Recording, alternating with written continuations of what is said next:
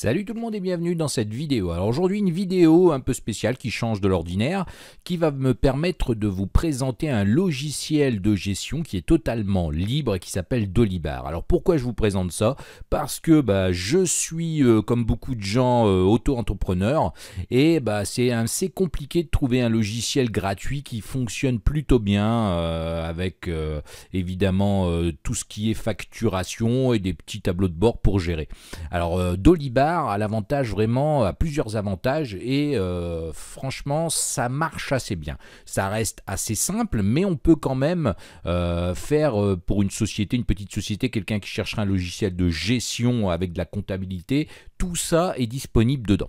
Alors vous récupérez ce logiciel à l'adresse www.dolibar.fr, vous arrivez sur le site. Alors je ne vais pas vous expliquer le site, vous avez des screenshots, vous avez toutes sortes de documentation et vous avez évidemment une boutique parce que c'est quand même gratuit, mais malheureusement il y a des plugins qui vont être payants, il y en a d'ailleurs très peu de gratuits. Mais rassurez-vous, les fonctionnalités de base pour quelqu'un qui cherche à facturer, à gérer un petit peu les paiements et même faire un peu plus, ça va largement suffire. Alors on va se rendre ici dans téléchargement. Et ici, on a la possibilité ici d'avoir des versions bêta, évidemment. Ce qui va nous intéresser, nous, c'est les versions stables. Donc, on va aller ici, on va cliquer. Et là, on n'aura qu'à télécharger en fait la version de Dolibar. Alors, on a ici l'installeur pour Windows. Vous avez ici pour Fedora, pour Debian, c'est multi-OS. Et ici, vous avez la version tout court pour ceux qui veulent l'installer. Je pense, on va aller voir dedans, mais sur un serveur web, il me semble. Donc, vous aurez carrément un zip ici, il me semble, avec... non, même pas, c'est Dolywamp. C'est un zip quand même, vous voyez. Donc, vous avez dedans, à mon avis, tous les fichiers nécessaires à l'installation sur un serveur web que vous avez déjà. Alors, il faut savoir que justement, je vais revenir en arrière, vous avez une version ici avec l'installeur pour Windows qui va intégrer en fait... WAMP de mémoire, voilà, Dolywamp, qui va faire tout seul. Donc si vous êtes débutant en informatique, c'est pas gênant. Moi je vous avoue que je l'ai installé sur un NAS, il y avait un serveur web, j'ai installé le PHP, tout ce qui va bien avec, et j'ai installé ça sur mon NAS, et voilà. Mais vous pouvez l'installer ici directement sur votre poste, ça fonctionnera. Donc on va télécharger ici Dolywamp, la version 6.0.4 pour le moment, et on va attendre, et on va télécharger cet exécutable. C'est parti. Voilà, je le place sur mon bureau et pendant que ça télécharge, je fais une petite pause que vous voyez, il fait quand même 56 MO. Bon, c'est pas très lourd, il y en a pour 10 minutes et donc on va se reprendre dès que c'est téléchargé pour l'installation. Nous voilà en possession de l'exécutable, donc Dolywamp 6.0.4 et évidemment l'installation est assez classique. Donc on exécute et on suit les informations. Alors comme je le disais précédemment, attention, ça va vous installer en fait WAMP qui est la version Windows d'Apache, MySQL et PHP. D'ailleurs c'est ici ce qu'on est en train de vous dire, Apache, MySQL, PHP plus Dolibar sur votre ordinateur. Donc c'est pas grave, mais faites attention que vous n'avez pas déjà, enfin si vous avez déjà un serveur Apache sur votre PC, ou c'est que vous connaissez déjà bien le principe, sinon ça pose aucun souci et cette installation va vous permettre de le faire très facilement tout seul. Donc on va cliquer sur oui. Le dossier d'installation, on va le laisser à la racine, donc c'est Dolibar, vous pouvez le modifier si vous désirez. On va faire suivant, on va créer une icône sur le bureau tout simplement et là on va simplement patienter le temps que tout ça se copie. Donc on va avoir quelques petites choses à renseigner avant de pouvoir lancer Dolibar pour la première fois. Vous allez voir, donc c'est pas bien compliqué, encore une fois, c'est un logiciel en fait, pour vous expliquer pour ceux qui débutent, c'est un genre de site web en fait, logiciel, c'est une application web, d'ailleurs on pourrait l'héberger sur un site web, ça poserait aucun problème et ce serait accessible de partout. Évidemment, vous pouvez très bien le stocker chez vous sur votre ordinateur et aussi l'utiliser parce qu'il y a une appli smartphone qui permet de se connecter dessus. Alors c'est pas l'idéal pour faire des factures, mais parfois quand vous êtes chez un client, ça peut être sympa. En tout cas, j'aborderai pas ça ici. Donc on va patienter et là une fois installé, on n'aura qu'à répondre à une petite question au niveau des ports à utiliser et on va même pas avoir besoin, vous voyez ici, de modifier quoi que ce soit. Donc le serveur ici SMTP, donc ça c'est au cas où vous voulez envoyer des mails. Donc moi par exemple ici je vais mettre le serveur SMTP de mon fournisseur d'accès, smtp.free.fr. Voilà. Le port Apache, on va laisser le 80. Par défaut, le MySQL, on va le laisser aussi. Et le mot de passe ici de la base MySQL, donc c'est change me, donc faites pas suivant ou alors retenez-le. Mais ici, vous mettez un mot de passe que vous stockez quelque part. D'ailleurs, là, vous allez voir, je vais mettre Azerty tout simplement, on va pas s'embêter. Et je vais faire suivant. Alors, Chrome a été détecté comme votre navigateur. Voulez-vous en faire votre navigateur par défaut pour Dolibar? On va mettre oui, de toute façon, c'est mon navigateur par défaut. Ici, on me dit que maintenant, démarrer ou redémarrer Apache, cela peut prendre quelques minutes ou quelques secondes, donc on va faire oui. Et on va encore patienter. Donc, on peut voir que j'ai ici le fichier Dolibar qui est bien là, raccourci, et j'ai ici l'aide aussi si je le veux. Donc, on va devoir patienter. Alors, on va patienter. Comme il a dit, ça peut prendre quelques petites minutes. Et voilà, c'est parfait. Donc, c'est terminé. Ici, c'est mon fichier d'installation. Je vais le supprimer. Je ne peux pas parce que j'ai pas encore ici fait terminer, donc je ne vais pas lancer Dolibar. Je vais supprimer ici et me voilà avec une installation fin prête. Alors c'est parti, on va cliquer sur le raccourci Dolibar et on peut voir que déjà je suis ici à l'étape d'installation. Alors vous pouvez voir que vous avez localhost Dolibar /install. Donc tout simplement ici c'est l'installation en fait de Dolibar. Alors pour faire simple, parce que je pense que si vous suivez ce tutoriel vous n'êtes pas forcément à l'aise avec ça, c'est en fait l'installation ici de tous les fichiers du site web en gros. Donc il nous suffit ici de faire suivant, c'est assez simple à paramétrer. Donc on va laisser la langue par détection automatique et on va faire étape suivante. Donc là on peut voir que tous les prérequis sont déjà installés, c'est-à-dire que WAMP, Windows, Apache, MySQL, PHP ont été installés avec ce qu'on a fait précédemment et on peut voir ici que j'ai tous les prérequis en vert. Si vous avez un souci à ce moment-là, vous allez avoir un rouge, il faudra un petit peu chercher ce qui se passe, mais en théorie ça devrait bien se passer. Donc ici première installation, je vais faire démarrer. J'ai d'autres choix disponibles, vous pouvez voir des mises à jour, tout ça, mais ça ne m'intéresse pas. Donc on va faire démarrer. Donc là, c'est pareil, on me demande ici de mettre tout ce qui va être, en fait, au niveau de l'installation, tout ce qui va être raccourci, par exemple, pour le serveur web, pour tout ça. Donc nous, là, l'avantage, c'est que c'est automatisé, on n'a rien à faire. Ici, le nom de la base, il est là, le pilote, tout est renseigné, mais cette étape, si jamais vous l'installez ici sur un site ou sur un autre serveur web, vous allez devoir adapter tout ça. Mais là, c'est pas le cas. Donc on va faire étape suivante. Voilà, donc on peut voir qu'il n'y a rien à faire, ici tout est en vert.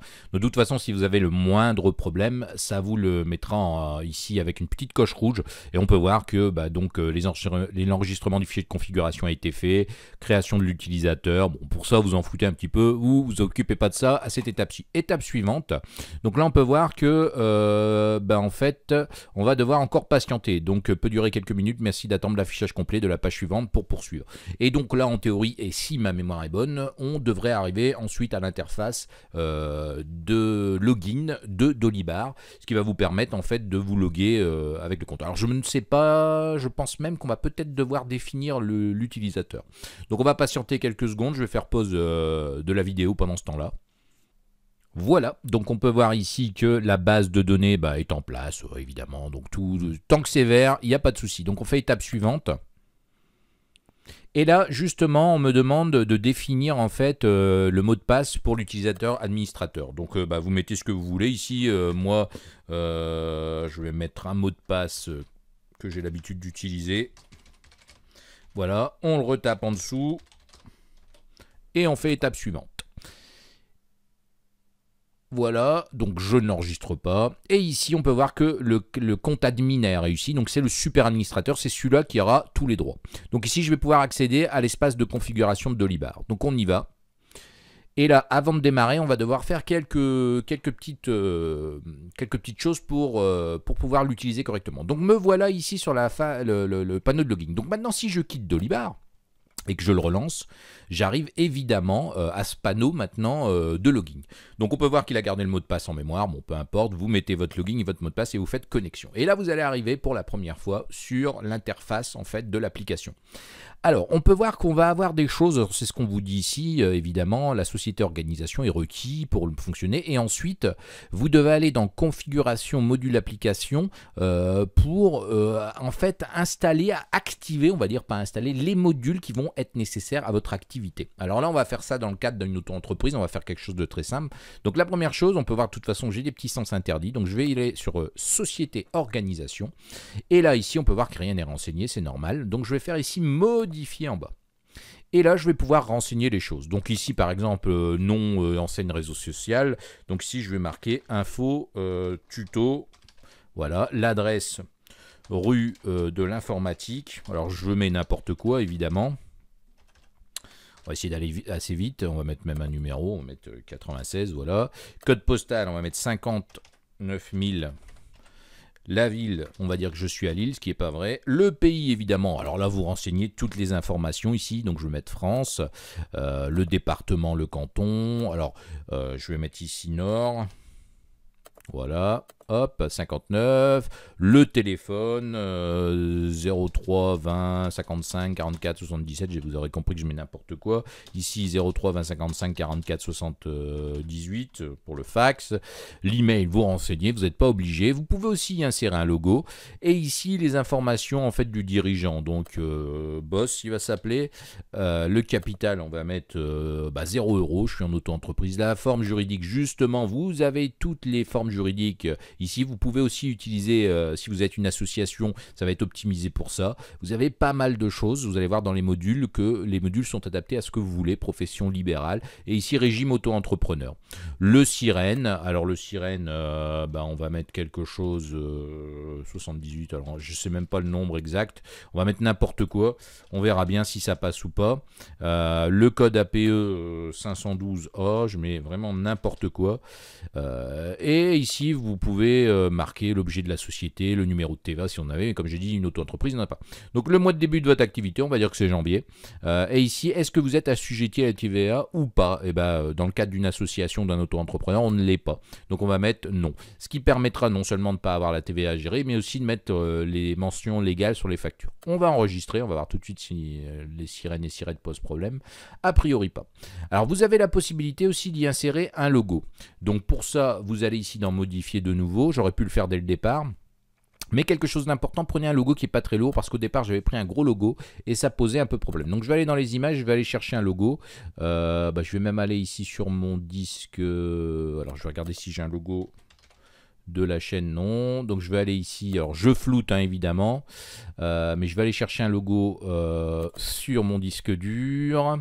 Voilà, ici j'ai celui-ci en 300 pixels, voilà, en PNG on va mettre celui-là. Donc ça charge. Alors c'est important parce que pour vos factures par défaut, et on va enregistrer, par défaut vous allez avoir le logo en haut de votre facture, ça peut être intéressant de le mettre, voilà, il est là donc tout va bien. Donc voilà pour ce qui est des renseignements de société, rien de bien compliqué, vous les renseignez. Ensuite, module application, c'est la deuxième chose à faire avant de pouvoir vraiment l'utiliser. Donc ça c'est très important, pensez bien à ce que vous allez avoir besoin. Alors la première chose c'est que vous pouvez voir ici, vous pouvez gérer des utilisateurs et des groupes. Donc ça c'est requis, il est déjà activé évidemment, vous êtes admin avec votre mot de passe, vous êtes d'ailleurs en haut à droite, vous pouvez voir le super user. Le super utilisateur. Vous avez 61 modules ici et on a 0 module d'activé. Donc dans le cadre d'une association, vous pouvez ici gérer les adhérents. Ensuite, vous pouvez la déclaration de suivi des congés des employés, gestion déclaration des notes de frais, l'enregistrement des paiements des salaires, enfin tout ce que vous voulez. Alors, ce qui va nous intéresser, nous, en tant qu'auto-entrepreneur, excusez-moi, c'est par exemple ici de faire des devis. Donc on va activer ici les devis. Donc on va pouvoir gérer les tiers. Donc on va aussi, je pense, gérer les tiers. Donc on va cliquer ici sur le petit on. Donc sur le petit on, vous pouvez voir qu'à droite, vous avez ici la configuration. Vous cliquez dessus et vous avez, selon les modules, des configurations à renseigner. Donc ici, vous pouvez voir que vous avez ici qui est activé le modèle de génération des codes de tiers Monk qui renvoie le numéro sous forme CUMN, les codes, voilà. Donc ça va donner ça en fait. Vous pouvez ici personnaliser ça, vous voyez, avec des masques, donc vous pouvez le faire.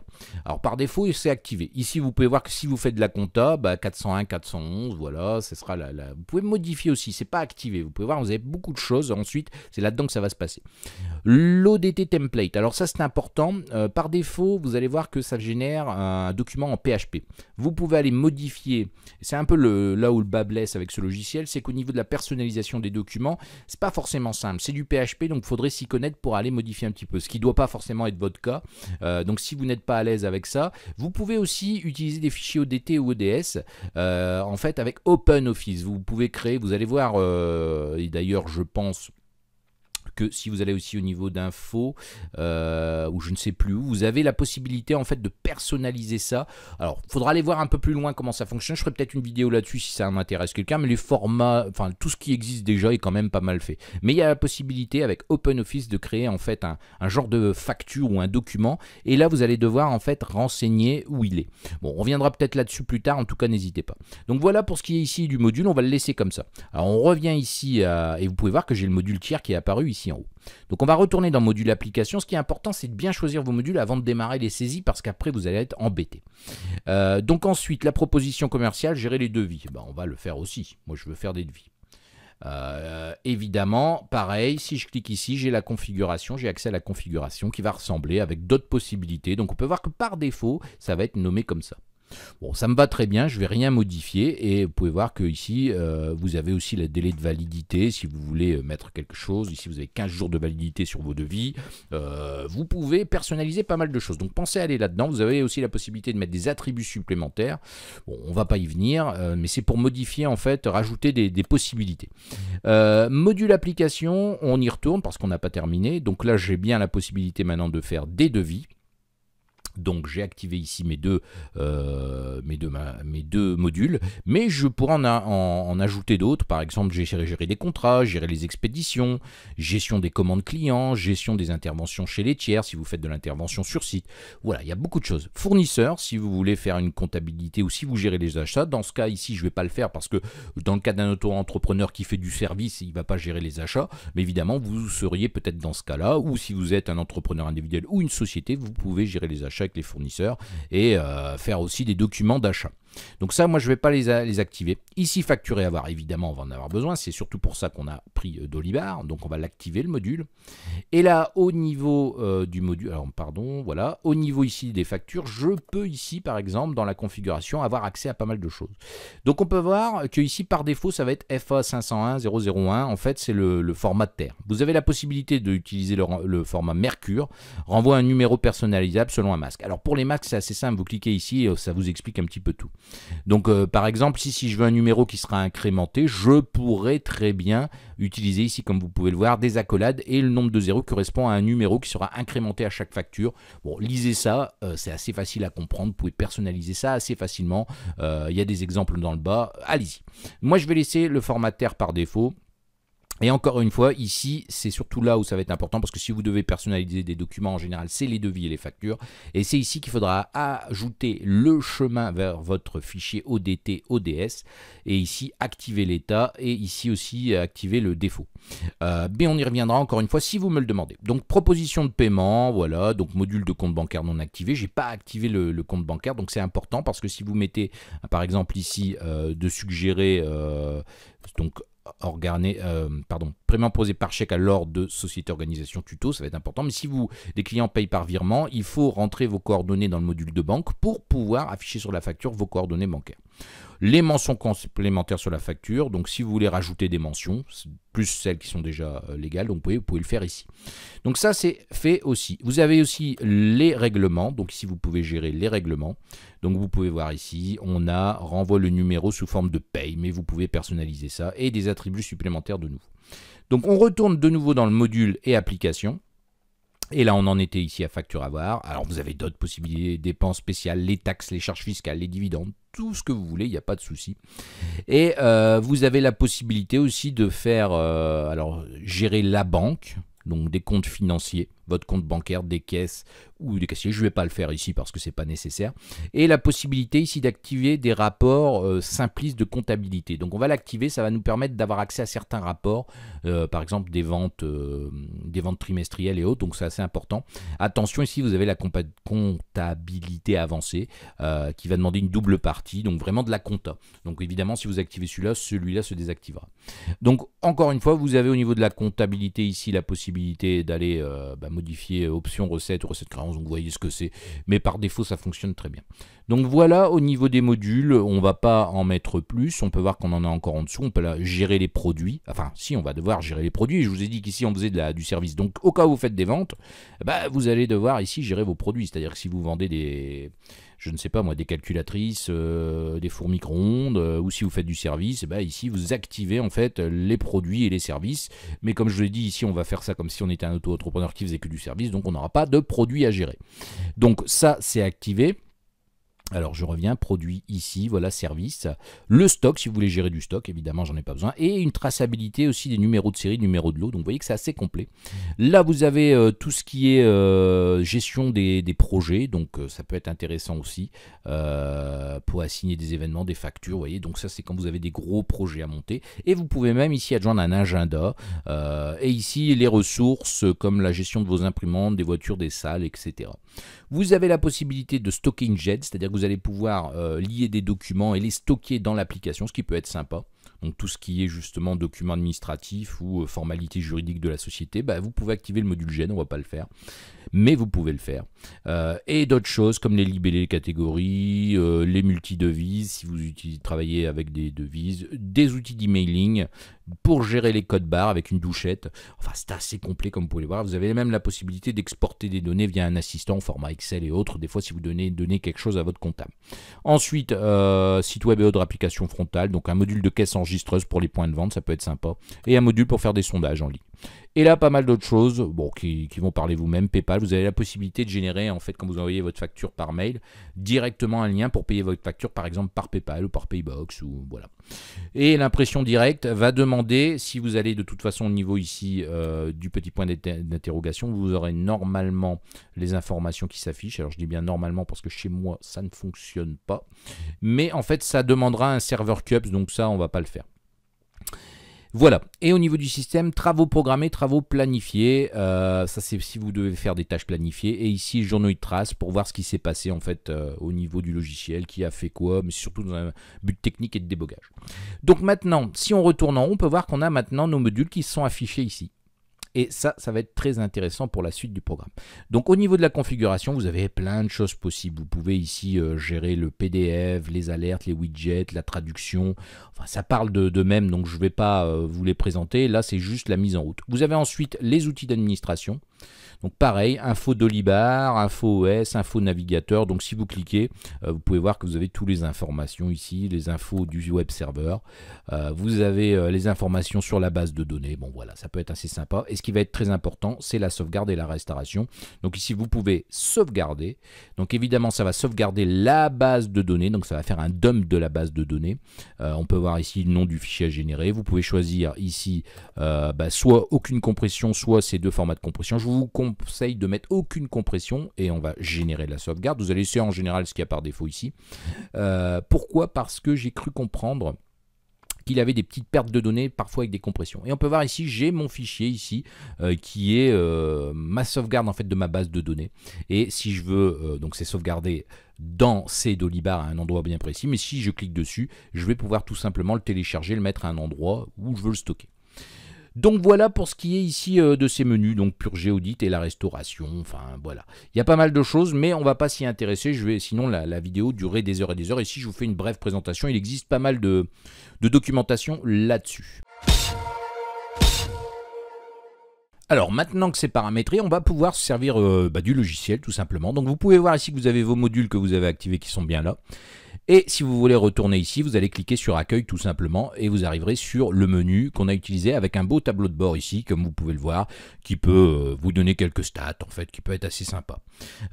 Pour le moment, il n'y en a pas, on n'a aucune donnée. Donc comment vous allez faire pour saisir vos données? Donc la première chose, c'est que vous allez devoir saisir vos clients ou vos services. Donc ici, je vais créer quelque chose, donc service, nouveau service.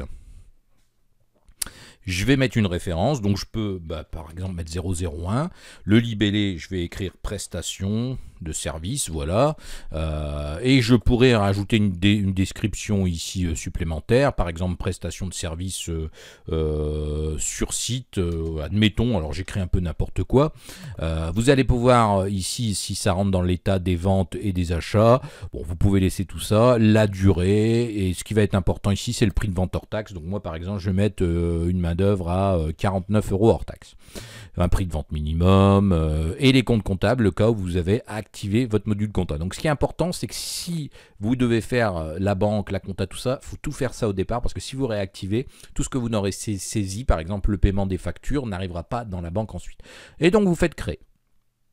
Donc de toute façon, ici on peut voir que maintenant au niveau des services, si je prends la liste des services, j'ai bien ici ma prestation de service à 49 et je pourrais en ajouter comme ça autant que je veux. Donc là pour les besoins ici de la vidéo, je ne vais pas en écrire 10 000, mais vous avez bien compris que tous vos services, et si vous faites un module achat, vous aurez ici un module produit, pardon, si vous vendez des produits, par exemple comme je vous disais des micro-ondes, des ordinateurs et tout ce que vous voulez, des composants, bah, vous aurez des produits et ça fonctionnera de la même manière. Donc ensuite, ce qui va nous intéresser, c'est les tiers. Donc il faudra évidemment un tiers pour pouvoir au moins faire un devis ou une facture. Là, on va faire directement un devis parce que c'est très similaire. Donc ici, j'ai ma liste des tiers et on peut voir que j'ai ici les prospects et les clients. Évidemment, moi, j'ai un client final. On va dire que j'ai travaillé chez lui.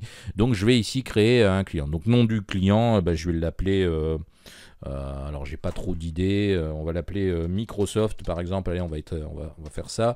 Donc ici vous avez le nom alternatif, alors faites pas comme moi, Microsoft, voilà, avec un M majuscule.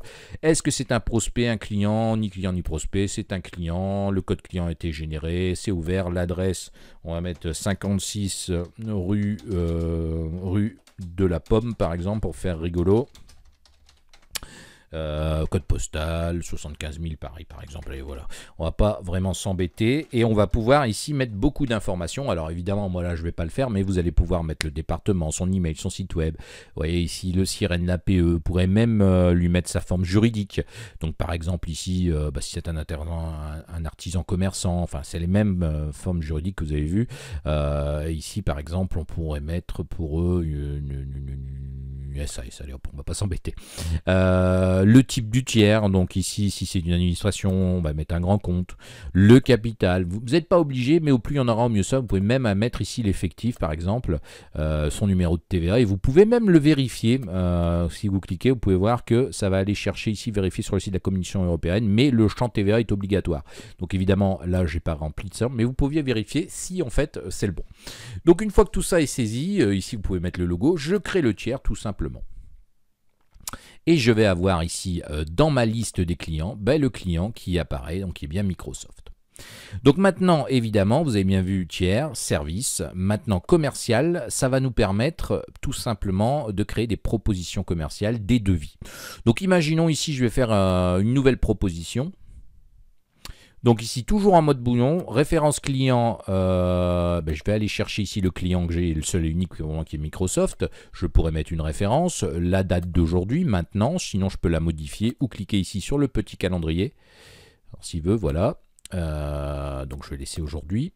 Durée de la validité 15 jours, c'est ce qu'on avait mis par défaut. Conditions de règlement à réception, ou alors ici 30 jours fin de mois, ou comme vous voulez. Mode de règlement, comme vous le désirez, chèque par exemple.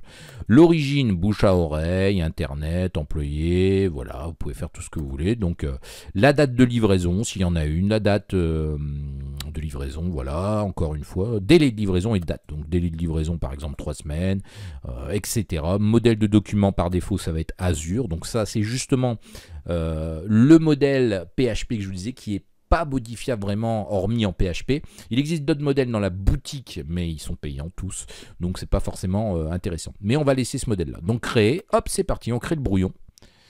Et là, une fois que vous avez créé votre brouillon, vous avez la possibilité ici d'ajouter des lignes. Donc votre document il est là, vous allez voir que pour le moment c'est Prov 1. Ça s'appelle, il n'est pas validé, c'est un brouillon. Et on va pouvoir par exemple ici, soit une ligne libre de type produit ou service, donc imaginons ici que c'est du service et que je n'ai pas défini mon produit ici, qui est prestation de service, je vais pouvoir le saisir librement en cliquant ici et en indiquant que c'est un service. Mais comme je ne suis pas courageux, je vais prendre ici ma prestation de service à 49 € et imaginons ici que je vais faire 2 heures, voilà. Et ici je pourrais marquer installation de Dolibar sur serveur 2012. Voilà, on va pas s'embêter, vous aurez compris que c'est un exemple. Donc je peux même aussi ici mettre si le produit de type service a une durée limitée. Bon, voilà. Donc j'ajoute ma ligne. Et là on patiente et on peut voir que j'ai bien ici ma ligne qui est apparue. Donc si je veux la supprimer, j'ai la petite poubelle. Et si je veux la remodifier, ici j'ai mis 2 heures à 49 €, je pourrais par exemple mettre 1,5. J'enregistre et je passe ici ma ligne à 1,5. Donc rien de bien compliqué. Alors je peux valider mon devis ici, c'est une proposition commerciale, et je peux même avoir ici un aperçu. Donc vous pouvez voir que j'ai un PDF qui a été généré, qui s'appelle Preuve 1, parce qu'il n'est pas encore validé. Donc ici vous allez avoir la possibilité, si vous cliquez, de télécharger de nouveau le PDF, et ici de le visionner en direct à l'écran. Donc voilà ce que ça donne pour le moment. Donc on a bien ici notre logo, notre proposition commerciale, qui est en mode brouillon. Voilà, vous pouvez voir que j'ai tout ici dessus, j'ai pas de TVA, j'ai bien ici conditions de règlement, la TVA non applicable, voilà, tout va bien, et j'ai ici caché date signature et bon pour accord. Donc c'est franchement pas trop mal pour quelque chose qui est par défaut, moi je le trouve assez sympa. Donc je peux l'imprimer, je peux le télécharger de nouveau. Alors ce qui va m'intéresser maintenant, c'est imaginons que ce devis, il est bon, je vais l'envoyer à mon client. Donc je vais le valider tout simplement, je peux le cloner aussi, vous avez vu. Êtes-vous sûr de vouloir valider cette proposition commerciale sous la référence PR? Bien sûr, c'est la numérotation automatique qui a été paramétrée dans la configuration du module quand on l'a activé. On peut le modifier aussi. Et donc je vais valider, je vais dire que ce devis, voilà, c'est bon. Donc je fais oui. Et là on peut voir que il s'appelle maintenant PR18001, et si je vais dans la liste des propositions commerciales, je n'ai plus mon brouillon, en fait il n'existe plus, et j'ai bien ici ma proposition commerciale. Donc si je clique dessus, évidemment vous avez compris qu'on peut l'envoyer par email, si ça a été paramétré correctement, donc ça ouvrira, alors on va cliquer pour le fun, vous avez ici l'émetteur, donc ici ça peut être moi par exemple. Alors évidemment vous avez des utilisateurs, donc ils sont activés par défaut, vous pouvez créer un utilisateur qui sera un employé ou vous-même, hein, et là vous aurez votre nom. Mais ici vous pouvez mettre le destinataire, copia, et vous envoyez l'email. Vous pouvez voir que vous avez en pièce jointe le devis et ici un petit texte paramétré par défaut, voilà, qui est largement suffisant, que vous pouvez aussi de toute façon aller modifier. Voilà, donc vous avez des modèles de courrier, mais là il n'y en a pas de nouveau, mais tout ça est envisageable. Donc voilà pour ce qui est de ça. Donc si je reviens ici en arrière, voilà, j'ai la possibilité donc accepter ou refuser. Donc si je clique ici, je vais avoir la possibilité ici positionner le statut A, signé à facturer ou non signé fermé, c'est-à-dire qu'il ne l'a pas accepté ici, et je peux me faire une petite note, et ici je peux mettre signé à facturer, et là j'enregistre. Qu'est-ce qui va se passer? On va voir ça tout de suite. Donc j'ai ici la possibilité maintenant de créer une facture ou un avoir. Donc je clique dessus, et là je passe dans ici les factures, et je peux faire quoi? Alors le client par défaut c'est renseigné, c'est Microsoft. La facture standard, donc vous avez ici une facture d'acompte, vous pouvez éditer avec un montant fixe, montant variable, avec une valeur, une facture de remplacement de facture ou une facture modèle. Alors une facture modèle c'est un peu spécial, vous pouvez de toute façon voir à quoi ça correspond ici, mais ça va être par exemple une facture qui va être récurrente. Donc ça c'est ce qu'ils vont appeler les factures modèles. Je n'avais pas bien compris ça au départ parce qu'une facture modèle pour moi c'était plutôt le modèle de facture, mais c'est pas ça du tout. Donc on va laisser une facture standard. Ici la date de facturation, on va choisir. Donc aujourd'hui, j'aurais pu cliquer sur maintenant et on peut voir que tout est renseigné. Donc pour le moment on va laisser ça comme ça. On va créer le brouillon et ça ressemble c'est très similaire en fait à une proposition, un devis. On peut voir que j'ai preuve 1 ici, qui est un peu ma facture pro forma on va dire. Et j'ai ici tout mon devis qui est repris tout simplement. Et j'ai pas grand chose à faire à part le valider.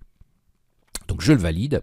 Êtes-vous sûr de vouloir facturer, de valider le document FA? Bien sûr, c'est ma facture que je viens de faire. Et là, on peut voir que maintenant, j'ai bien une facture. Et d'ailleurs, ici, en fichier joint, j'ai de nouveau ici le PDF avec la facture. Ici, je peux télécharger le PDF ou si je clique, c'est pareil. Et là, j'ai un aperçu de ma facture. Et évidemment, ma facture, ça ressemble un petit peu. On peut voir ici, j'ai facture, la référence de facture. Et il y a même la référence à la proposition commerciale. Donc, c'est assez intéressant. Et j'ai ici ma facturation qui est faite. Voilà. Attention, ici, on peut voir que vous avez défini un mode de paiement par chèque, mais la configuration du module facture n'a pas été complétée pour définir les informations pour ce mode. Donc, évidemment, ça, je ne l'ai pas fait. Donc, on va retourner tout de suite au niveau de l'accueil. Et on va aller dans configuration. On va aller de nouveau dans les modules. Et là, il suffit de suivre le message qu'on a vu sur la facture, tout simplement. Et là, on va aller au niveau des modules du module de facture et on va aller voir ce qu'on n'a pas renseigné, ce qui ne permet pas ici de afficher tout simplement le règlement par chèque. Donc, proposer un paiement par virement sur le compte. Voilà, mais moi, j'ai ici dit société, organisation, info, tuto. Voilà. Et donc, je modifie. Je n'avais pas rempli ça tout à l'heure, il me semblait pourtant que si, mais j'ai dû oublier. Et on voit que c'est pas très gênant. Voilà. Si maintenant je retourne ici au niveau de commercial, alors la liste, pardon, c'est ici la liste des propositions commerciales. Donc je vais avoir possibilité de trier par facturé, mais sinon je vais aller dans compte trésor. Et là, compte trésor, j'ai les factures clients. Donc si je clique, vous avez toujours ici un petit tableau de bord qui vous dit les 3 dernières factures, les factures clients payées. On peut voir qu'il n'a pas payé. Donc ici, je vais pouvoir tout simplement aller dans ma liste des factures. Et ici, sélectionner ma facture. Et là, on peut voir que si je vais voir ici, ça aura normalement, je ne pense pas changé. Tout simplement parce que je vais devoir en fait générer ici la facture, la régénérer tout simplement. Donc je peux la supprimer tout simplement. C'est celle qui est archivée ici dans Dolibar. Je l'ai supprimée. Et je peux la générer ici. Alors attention, vous pouvez voir que j'ai que le modèle crabe ici. Donc ma facture a été bien régénérée, j'ai le modèle crabe. Et si vous achetez un autre modèle, vous aurez ce modèle qui va être ici disponible. Ou alors vous pouvez utiliser un gabarit que vous avez créé avec OpenOffice. Et à ce moment-là, en mettant le chemin dans le module, vous allez pouvoir ici choisir de générer en fait votre propre format. Donc si on va voir maintenant au niveau de la facture, normalement, je dis bien normalement, ce qui n'est pas certain, si ça fonctionne. Donc on peut voir règlement TTC par chèque à l'ordre de info tuto à envoyer à son adresse, tout simplement. Donc vous pouvez voir que c'est quand même assez puissant, c'est simple à utiliser une fois qu'on a bien compris. Alors évidemment là on avait créé un devis pour le valider en facture, mais on pourrait très bien créer une nouvelle facture directement. C'est-à-dire qu'ici j'ai le nouvelle facture, je suis dans mon compte à trésorerie, je choisis ici le client, évidemment j'en ai qu'un.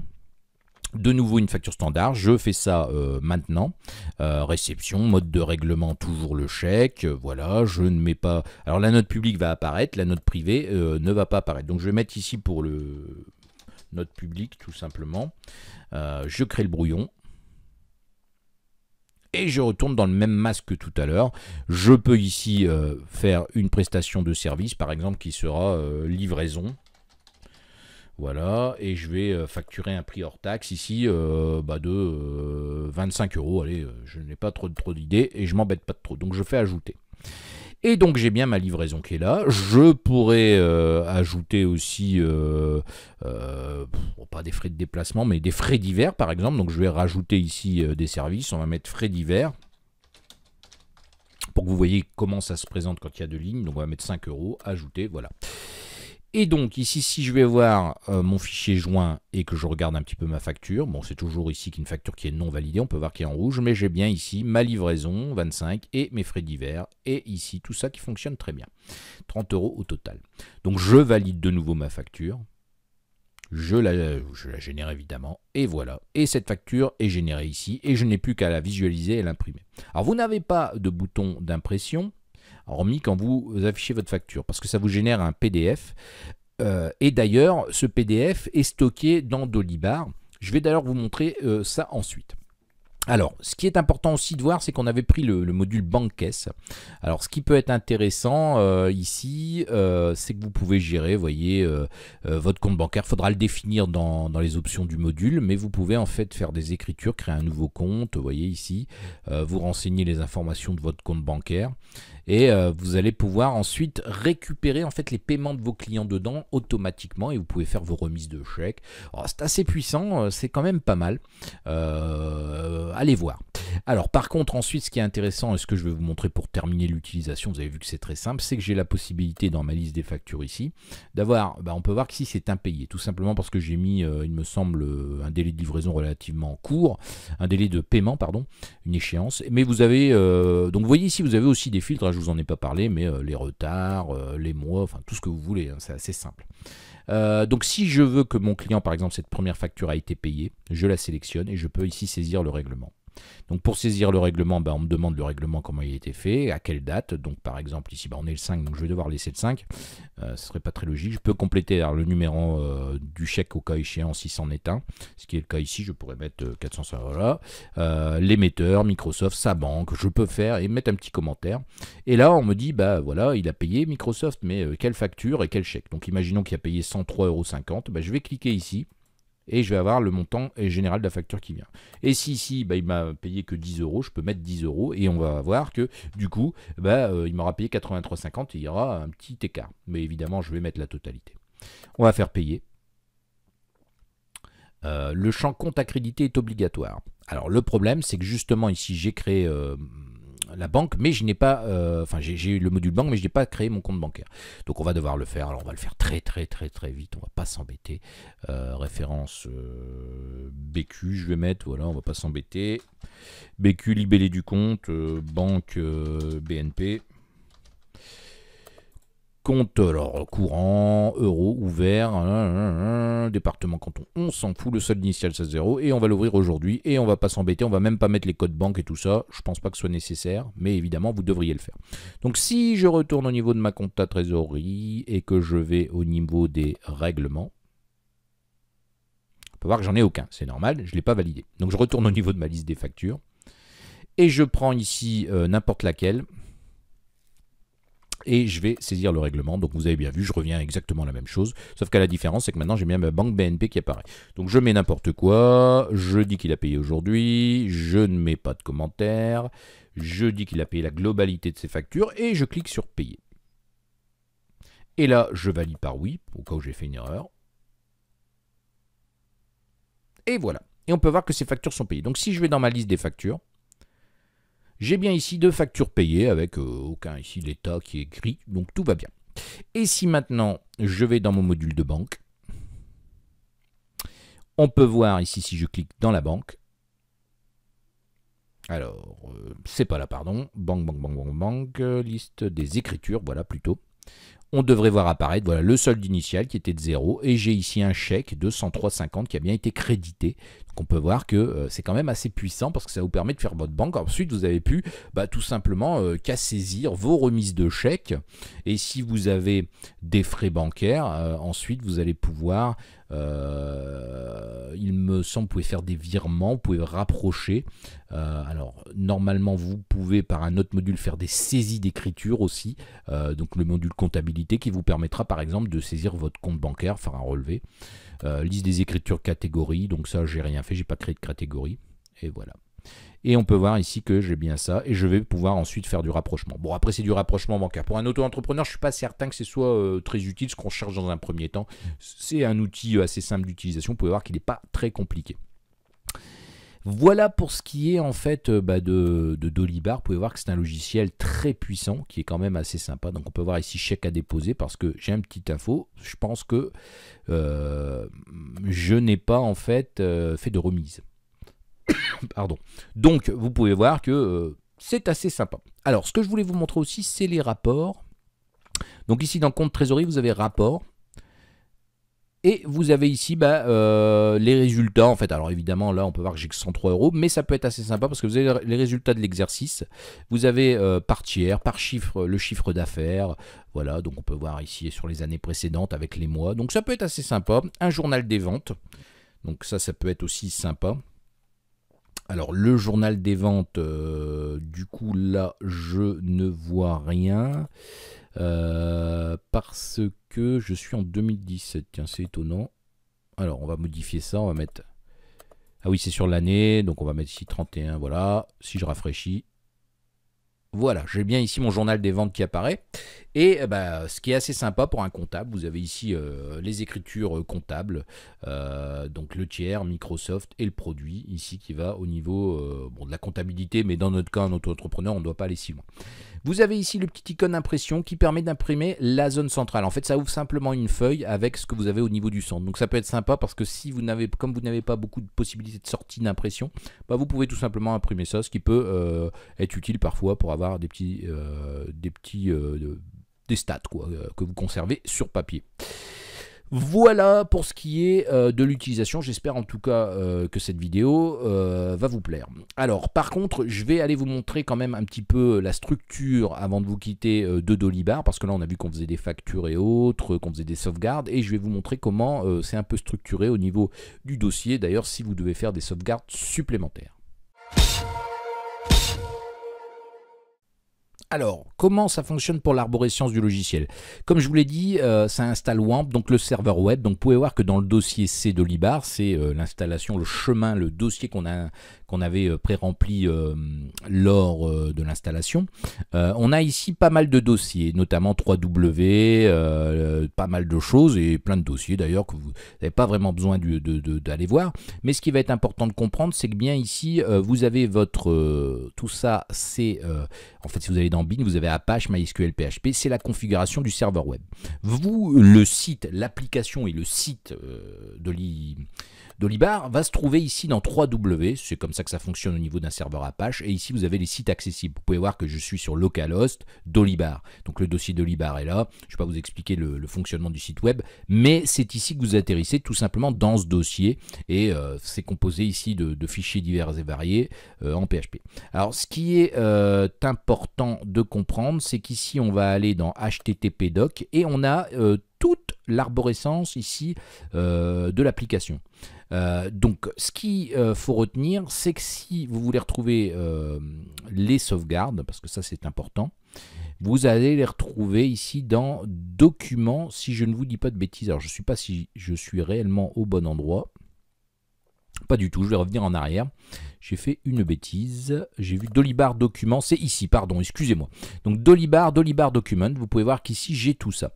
Et donc ce qui va être important de comprendre, c'est que c'est ici, à cette adresse-là, que vous allez devoir mettre vos fichiers ODT si vous les avez utilisés, si vous avez vous voulez faire un format de facture particulier.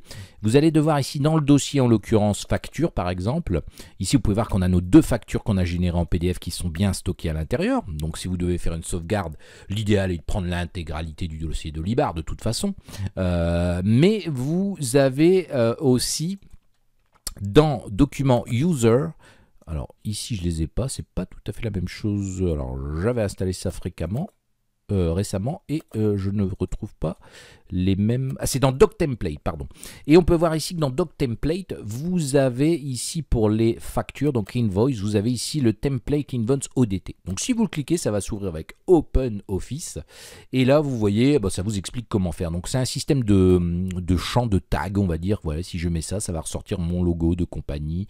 Ici, mon logo name. Donc il suffit de les disposer à l'endroit où vous le voulez. Et vous allez avoir ces informations qui s'affichent. Vous enregistrez ensuite votre... Alors vous avez beaucoup de tags ici qui vous expliquent comment faire, voilà, pour le tableau. Et vous enregistrez ensuite sous un autre nom et vous copiez-collez en fait ce logiciel, ce document. Enfin, vous pouvez même le laisser ici à la même place. Ce qu'il faudra retenir, c'est de bien enregistrer ici CTRL-C. Vous pouvez voir ici Invoice, Template Invoice. Évidemment, là, il ne fonctionnera pas. Mais si je voudrais l'utiliser, je vais retourner ici dans l'accueil, dans la configuration. Je vais aller dans mon module de facture. Et ici, au niveau du module de facture, je vais aller dans les préférences. Et là, vous pouvez voir que j'ai les ODT et templates. J'en ai un d'ailleurs ici dans Invoice. Ouais, c'est déjà paramétré. De toute façon, ça, c'est la même chose. Regardez, tout simplement, ça, c'est le chemin ici sur mon disque dur. Là, c'est le chemin par rapport à la racine du site, ce qui est quand même mieux si vous l'utilisez d'ailleurs. Donc, on peut voir que c'est la même chose. Et j'ai ici un document. Donc, c'est le ODT qui est présent. Donc, si je l'active ici et que je clique ici pour l'activer, devrait passer au vert. Maintenant, ça va être opérationnel. Donc, vous allez voir que je vais retourner au niveau de mes factures, ma facture, et je vais avoir normalement la possibilité de l'éditer différemment. Donc, ma liste des factures, je prends n'importe laquelle. Et ici, j'ai bien ici mon template invoice qui apparaît. Alors, évidemment, on va aller voir ce que ça donne. Mais, pardon, il faudra peut-être le générer avant. Je vais le générer. Donc, il faut attendre. Il est bien ici. Et si maintenant... je l'ouvre, donc là ça va me proposer le téléchargement, je vais le télécharger et je vais l'exécuter ici. Et là on va voir que j'ai bien ici, vous voyez, dans les tags, en fait tout simplement les informations dans les tags correspondantes. Donc ce qui était entre crochets s'affiche bien ici Et vous pouvez voir ici, voilà, prestation de service, tac, tac, tac, tout s'affiche correctement. Donc c'est assez facile à aller voir, il y a des tutos pour ça. Mais voilà comment ça fonctionne. Je fais ce petit ajout parce que je vous avoue que j'ai un petit peu cherché, j'avais pas trop compris comment ça fonctionnait et c'était assez vague pour vous expliquer comment fonctionnent les fichiers ODT. Donc voilà comment ça fonctionne, c'est pas compliqué, il suffit ici, et vous avez des templates ici pour chaque chose. Donc ici c'est pour les factures, ici vous avez ça pour les tâches, pour les propositions, pour les produits, voilà. Donc vous avez ici, si vous cliquez, vous voyez, bon, enfin en même temps, je crois que c'est pratiquement les mêmes choses. Mais allez voir, en tout cas je ne vais pas aller plus loin là-dedans. Donc voilà comment ça fonctionne pour ça. Ensuite, je vous avais parlé du fichier de sauvegarde, vous allez les retrouver dans non pas dans User, dans Admin. Et là, vous avez les backups. Et là, on peut voir que j'ai mon dump ici de ma base SQL qui est bien là. Donc, ce qui est intéressant, c'est que si vous devez sauvegarder votre logiciel, parce que même si on fait une sauvegarde de la base, l'idéal, moi, je vous conseille de sauvegarder l'intégralité ici du dossier Dolibar, ce qui vous permettra en fait de faire des sauvegardes régulièrement, soit par le cloud. D'ailleurs, vous pourriez bien utiliser un cloud. Si ça vous intéresse, n'hésitez pas à me faire un petit commentaire sur la vidéo. Je peux vous montrer comment synchroniser ça sur un cloud gratuit, ce qui vous permettra vraiment de ne pas avoir de problème en cas de casse de votre ordinateur ou autre. Voilà qui vient clore cette vidéo sur Dolibar. Alors encore une fois, c'est une vidéo qui prend pas mal de temps, mais c'est pour couvrir l'intégralité de Dolibar, ça prendrait énormément de temps. J'ai fait cette vidéo surtout pour les gens qui cherchent un logiciel gratuit qui fonctionne bien. Je vous avoue qu'en cherchant un petit peu, si vous pianotez dessus, vous allez voir qu'on comprend très vite son fonctionnement. Il y a des possibilités d'ajout de plugins qui sont payants malheureusement. Et si vous bricolez un petit peu en PHP ou autre, vous pouvez modifier tout ça et même aller faire des modifications du logiciel. C'est en open source. C'est un site web, une application web, donc vous pouvez aller dans les codes sources PHP et modifier les choses. Donc c'est vraiment adaptable à souhait. Donc voilà, je tenais vraiment à vous montrer ce vidéo qui va faire partie d'une playlist de logiciels accessibles gratuitement, qui sont open source, qui viennent souvent du monde Linux. Et ça, je tenais vraiment à vous en faire part parce que c'est vraiment un logiciel qui pour moi fonctionne très bien. Encore une fois, il y a d'autres avantages. C'est un logiciel, une application web, donc vous pouvez l'héberger sur le web, mais vous pouvez aussi très bien l'héberger chez vous et y accéder depuis l'extérieur grâce à votre smartphone. Il suffirait, bon, il y a un petit peu de modification réseau à faire, mais il suffirait de pointer en fait tout simplement dessus. C'est faisable, il y a beaucoup de possibilités. Donc n'hésitez pas à mettre un petit pouce bleu sur la vidéo, pardon, un pouce bleu, à vous abonner à la chaîne si ce n'est pas déjà fait.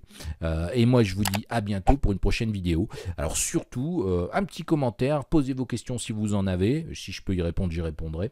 Et moi je vous dis à bientôt pour une prochaine vidéo.